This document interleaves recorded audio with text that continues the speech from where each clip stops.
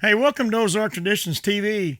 Matt Smith and I are starting a new series. It's a do-it-yourself series on how to process your deer from start to finish to save your money. In our neighborhood, she's $150 to do a basic processing.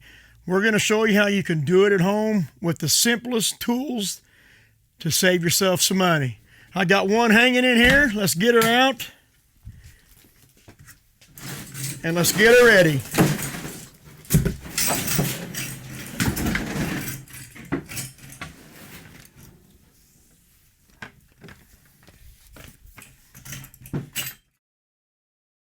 Okay, the first thing we're going to do is we're going to make a few cuts to pull this skin off of her. She's been hanging in my walk-in for about 4 days, so she's really pretty good and cold. It might make the skin a little bit harder to pull off, but I'll just have Matt there help me with it. But Matt's going to put up the little disclaimer sign right down there. This is just the way I do it. I've done it this way for 40 years, and it just works okay. I'll try to hang him by the head, pull down. That way I can debone it off the carcass. So it just makes it a lot easier when I quarter it up. But anyway, what we're going to end up doing is I'll cut up her neck, I'll cut around her feet, legs, go up on the inside, and then we'll just slowly start pulling and whittling away. You don't need anything other than this right here, and you can do this outside on a tree limb. Once you do a couple, you can do what I call the golf ball thing and put it in a tuft of her neck and winch it off or pull it off with your vehicle. But for now, we're just trying to show you one easy way to do it, and you can't mess this up on your way to saving $150. So one of my first cuts is going to be around the leg right here. I'm not worried about getting hair up in it because I'm going to take that off anyway. Normally, I don't like to cut from the outside in, but right now I'm going to. And I've already cut up through here. So what I'm going to do, I will cut from the inside out, going around her neck, just because I just don't want all of the hair in it. And you're going to get some, but you're going to have to rinse it, and that's just part of it. Good sharp knife makes a big difference. I'm just going to cut my way all the way around.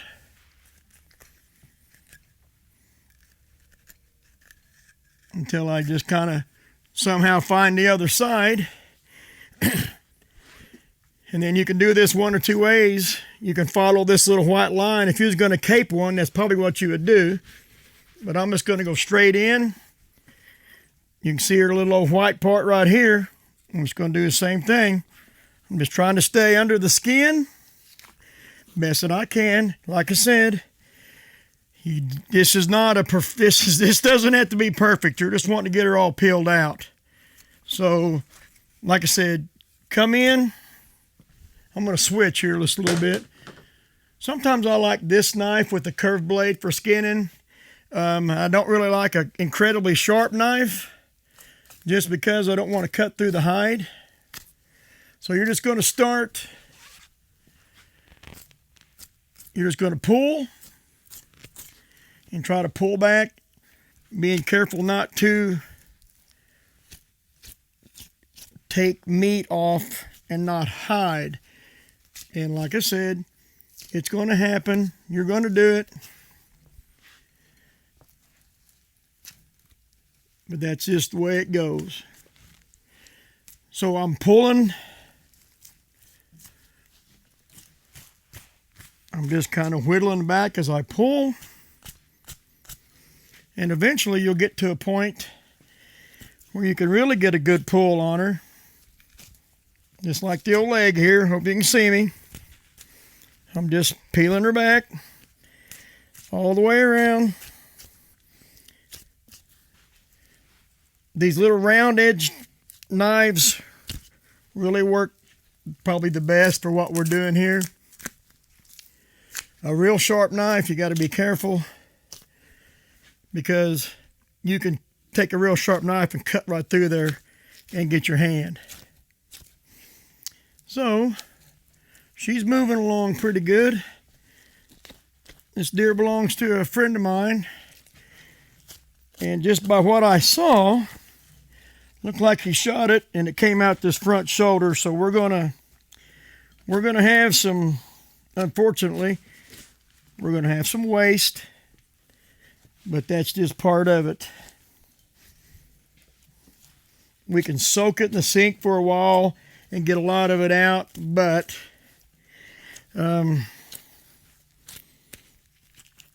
you know, I know how it is. Sometimes that's your only shot. All right, so as you can see, it's kind of coming along. I'm just pulling and just kind of trying to slice right under the skin. You can see we've had a really good acorn crop this year. So you can see all the fat that's stacked in on her here. She's been doing very well.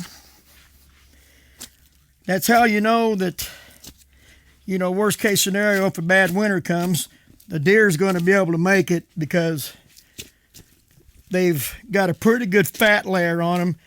And then later on when we get down to here, that's when you'll really see the fat on one. So sometimes when you get to a certain point, you get lucky, you can get a good pull.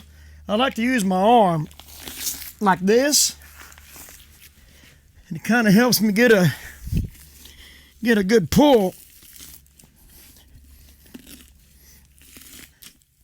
So I'm going to keep going a little bit, and as you can see, I'm having to lean over, and that's, you know, I mean, that's not a good deal. So what I'm going to do is I'm going to get me to a point here, and I'm going to go ahead and pull her up some more and see if I can't get see if I can get this a little bit better so I'm not so low and hurting my back.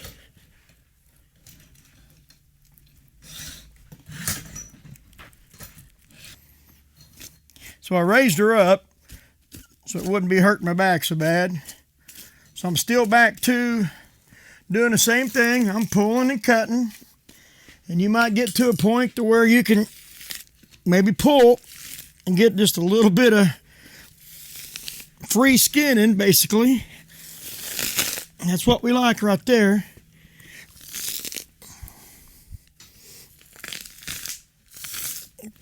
Kind of made me a little hole that I'd get me a better grip. Yep, she's hanging on. So what I want to do is going to cut her down the inside of the leg here.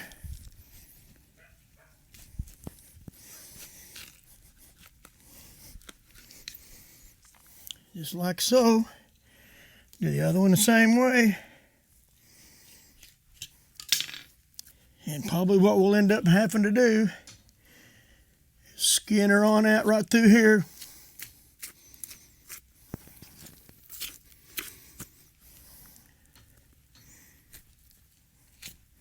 She's really, really cold. Got my fingers hurting pretty bad. But as you can see, really she was really pretty simple to do. Basically just used two knives. One of them is my fillet knife for crappie. And the other one is just this round. It just seems to me, it helps me skin. That way I'm not just cutting into the meat when I'm pulling it. So as you can see, I don't have a bunch of tear lines in it. And that doesn't matter to me because I'm going to grind it all anyway. But here's what happens when you cut from the inside. The hairs, from the outside in, the hairs just come loose. So we got to be careful. She'll get rinsed off. I'm very particular about getting the hair. You're going to get some, but I want to get it out. I made a bunch of summer sausage today. You can You can smell it in the neighborhood. As you can see, I'm down to the tail. I just chop it. And I just keep pulling. Probably. And eventually, like I said, there really isn't a right and a wrong way. If somebody has a different way, which I've done it different ways, leave a comment down there and just say, hey, have you ever tried doing it from the hind end up? And I have. But some people may want to try something different. Now then, I could have went ahead and hoisted her all the way up, but I was already down here.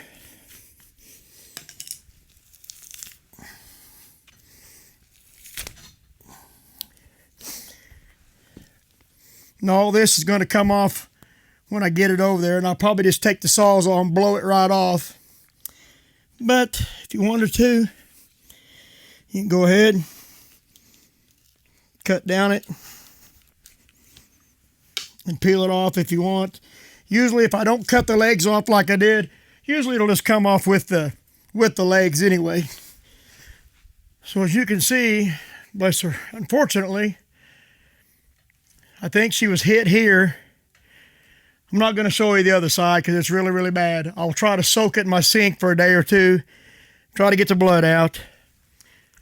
But anyway, with the TV time and everything else, we figured, Matt, really 10 minutes. I mean, it wasn't. So anyway, skin a deer in probably 10 minutes with 2 knives, nothing fancy. This is a Harbor Freight deer gambrel. I just went and got another one today. They seem to work really well, and they're like $17. So, like I said, you can do this outside, tree limb, whatever. It's just really, really cold tonight and windy. It's nice to come in here in the shop. So, there's part one. One way to skin a deer on your way to start to finish processing and save yourself some money. So now that you can start doing this yourself. So anyway, thank you for tuning in. Part 2 will be basic quartering of a deer.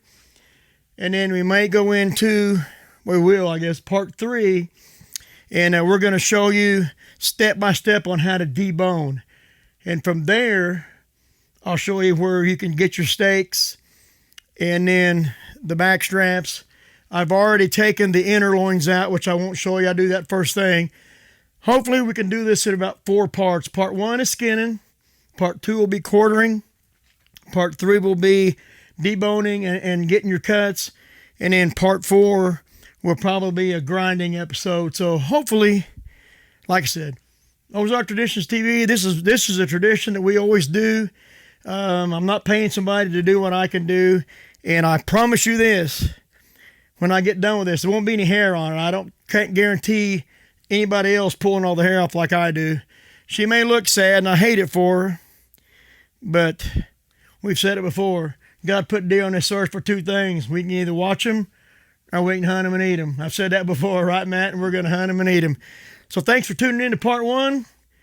Please like and subscribe and click on the notifications. I know you hear that on every video, but you don't want to miss part 2 or 3 or 4, and you can learn how to do this by yourself. It's just a game changer in the way you want to hunt. So anyway, thanks for tuning in to Ozark Traditions TV. And it's like my old buddy Matt right back there says, hey, if you see us out somewhere in God's country, stop us, because Matt and I'd like to meet you. From all of us at Ozark Traditions TV, we thank you for watching. And remember, if you see us out in God's country, stop us. We'd like to meet you.